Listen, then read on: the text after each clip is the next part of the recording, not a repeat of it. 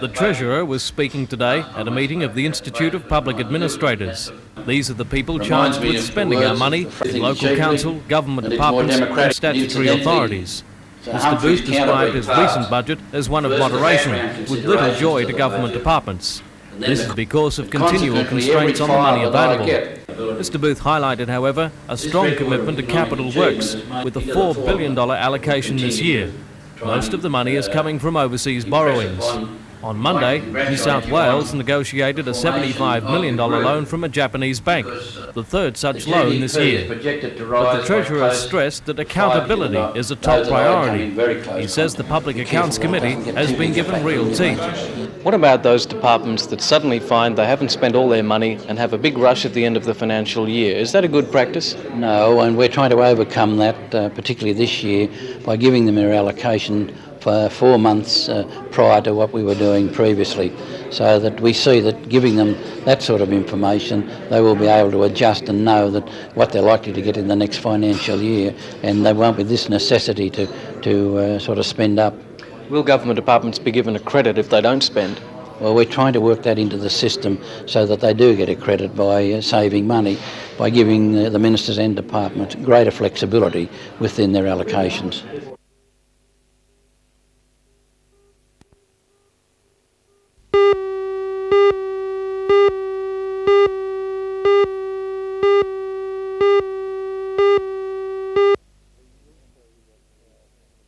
We see that we're putting more money into capital works for the dockyard. We'll maintain it as long as we possibly can, because we see the contracts for the submarines as vital, not only to the dockyard but to the whole of Newcastle and the Hunter Valley. And so what we're aiming to do is to bring it up to a standard in which we could take advantage of these submarine contracts.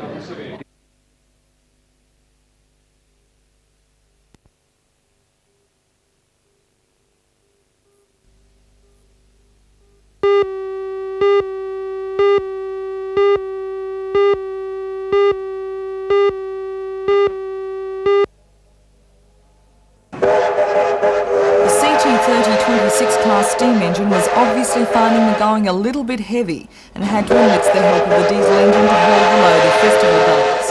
The steam train ride from Sydney to Muswellbrook has become a popular annual event, with those who like this mode of travel. It's also welcomed by the owner of the now retired 81-year-old engine, the Lachlan Valley Railway Society, because it keeps the old train in working order. One of the special guests on this year's train was Santa Claus. Well, I'm on my way to Muswellbrook as part of the Upper Hunter Wine Festival, and as a thing for the Variety Club of Australia, we're collecting toys for the handicapped and underprivileged children of Australia, which later this year with the Variety Club Christmas party will be given away to these children. The grand old lady will be making a number of tours around the Upper Hunter this weekend to allow people to relive the era of steam.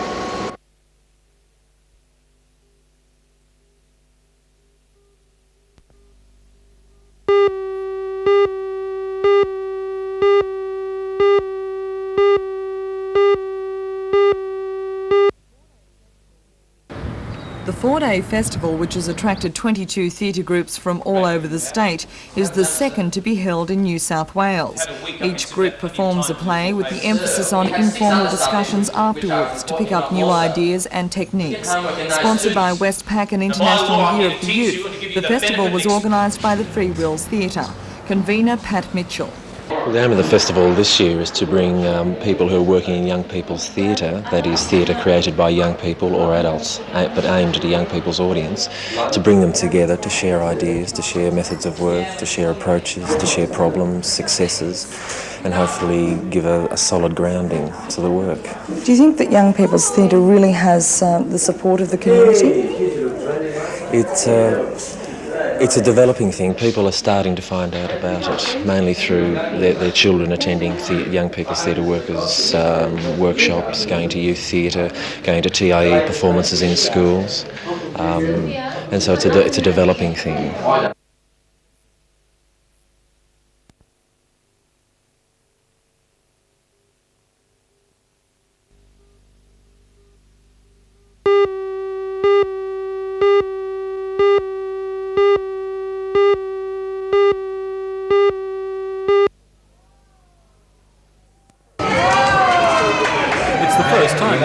first Australian bodybuilding championships have been held in the Hunter.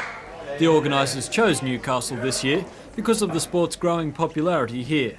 And judging from today's turnout of competitors and spectators at the 16-foot sailing club, the decision proved a success.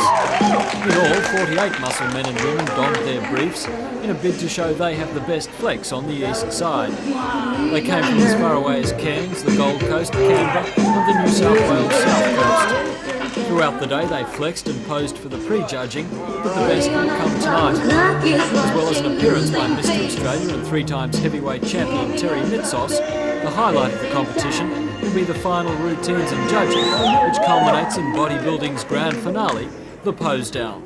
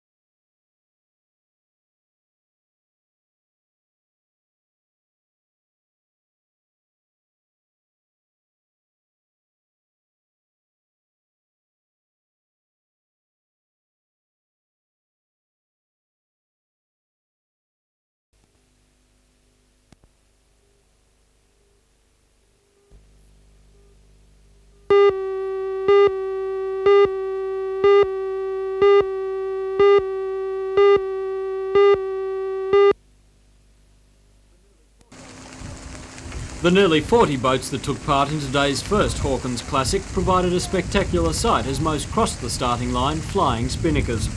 In Division 1 for boats with spinnakers, the course was 30 nautical miles and took the boats to most areas of the lake. In Division 2 for those without spinnakers, the course was 20 nautical miles. Out on the lake it was a near perfect day for sailing, with the competitors tested in all conditions. At the finish it was Lake Macquarie Yacht Club's Bob Hughes in Formula 10 who led the field home in Division 1. On handicap, however, it was local Toronto sailor Stan McDonald in March Hare who won the event. In Division 2, line honours went to Infinity, sailed by Wayne Lodge, with Peter Carruthers in Mundara winning on handicap.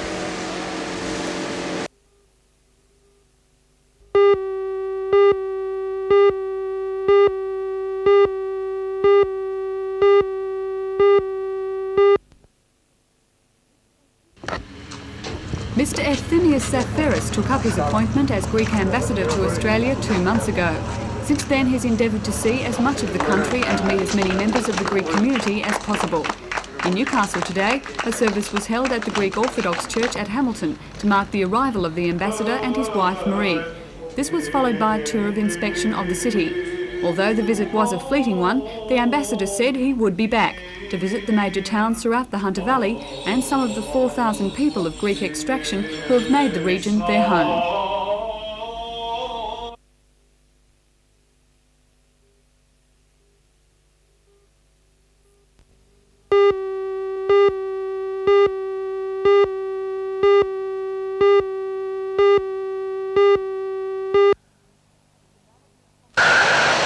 The Malibu competition in Newcastle is fast becoming, as its name suggests, a classic in the surfing world.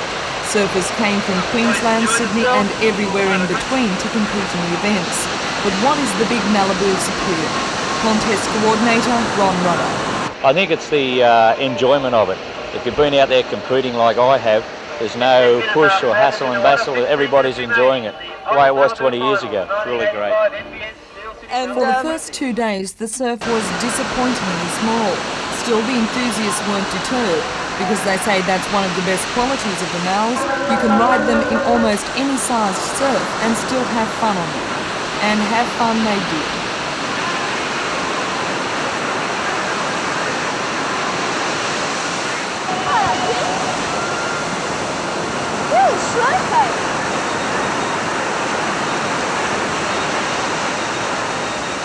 Then there's the Ironman event, to test the hardiness of the surfers, but it's a little different to the others held.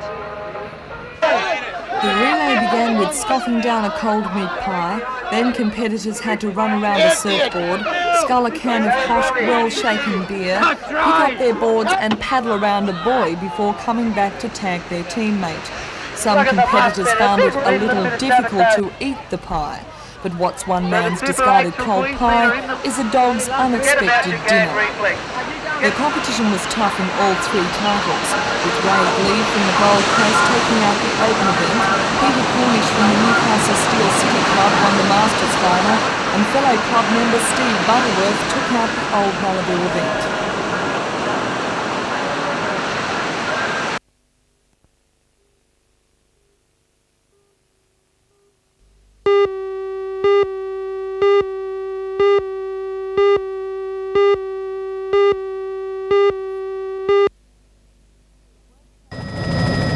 The worst traffic jam is at the notorious Swansea Bridge. Cars are banked up to the north of the Blacksmiths traffic lights. The heavy congestion and delays are compounded by the opening of the bridge to allow competitors from the game fishing competition through into Lake Macquarie. At Hexham, the traffic is beginning to build up, and given the hold-ups further north on the Pacific Highway, the volume of vehicles will increase. The same scenario can be expected for Charlestown later tonight.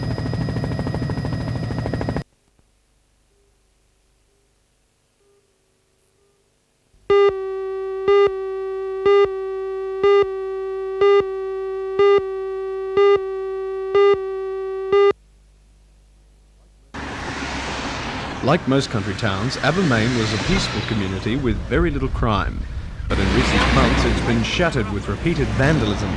Half the town's businesses have been hit, as well as the school, the club, council property and homes.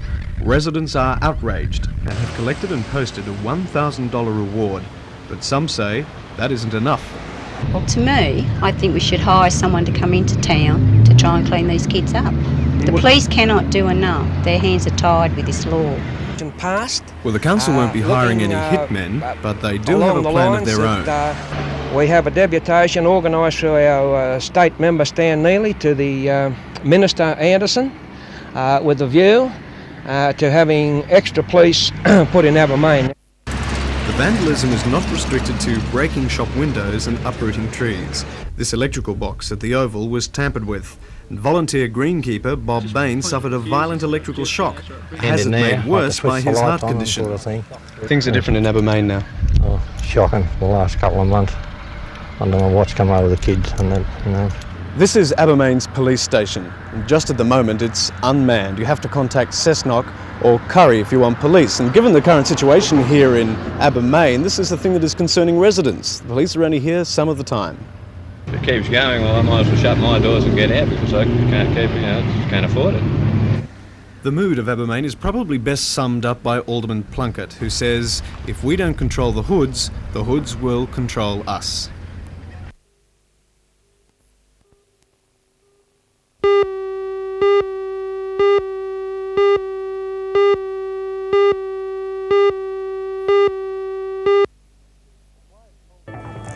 The quiet coalfields community of Abbermain, recently plagued by continuous vandalism.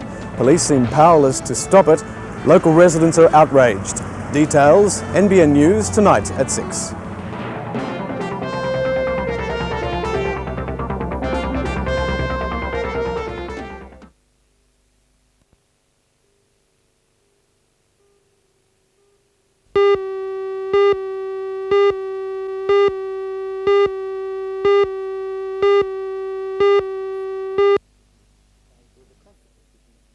It was a conscious decision based on the workload. the company that I'm involved with is growing past the stage where I can devote 100% of my effort to both. So rather than pass extra burden back to the fellow aldermen and let down people in Central Ward, I've decided that it was best that I withdraw from local government in the interest of this company's growth. During his 2 years on council, John Hanson has been involved in a number of major reforms, including changes to the budget system and a substantial reduction in the deficit. But John's main hobby horse has been the establishment of a mall in High Street. Does he still believe it will become a reality? Yes, I do believe it will go ahead, Janelle. I believe it will go ahead for two reasons. The first reason is that we've seen a major upsurge in business interest in the heart of Central Maitland. And the second reason, Maitland needs something to really show off its historic beginnings. And Council, from what I believe, is now committed to having that mall finished in '88. A by-election for the vacated seat in Central Ward is expected to be in December.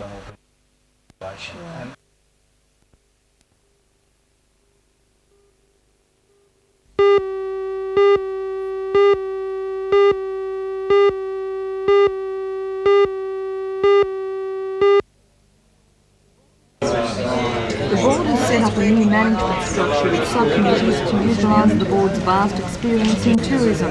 But one of the short-term aims of the association is to use Steel City assistance money to let the visitors to our area know where they're going. Signposting of the whole Hunter region. Our one-day module packages are all coordinated, ready to go to press. TV promotional campaigns in Sydney and country areas. As a start. So despite its earlier problems, the authority is now off and running? Absolutely. We have not got a problem.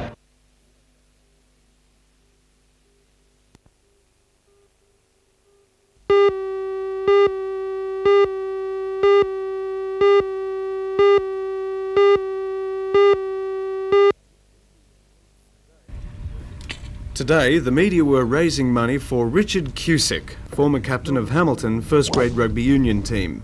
Richard was made a quadriplegic during a game on June the 8th. The fundraising committee is aiming for $3,000 to go towards his treatment. The Media Charity Golf Day began this year, and it's planned to help various charities. Today, a variety of talents were on display. Some were very good. Strait. Some so-so. And others, well, they hadn't played for a while. NBN was well represented with Sports Centre hosts Lee Morn showing the rest how the game should be played, and yours truly showing them how it might be played if only I could change the rules a bit. Oh well, I think I'll stick to squash. Damn it.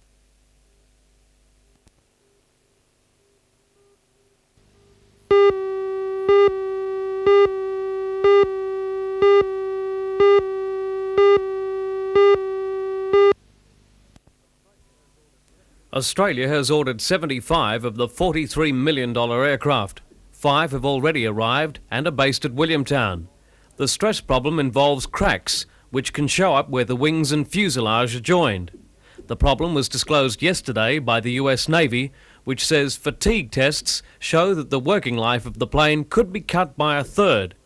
According to the US Navy, McDonnell Douglas has suggested a repair technique which will be made on a routine warranty basis.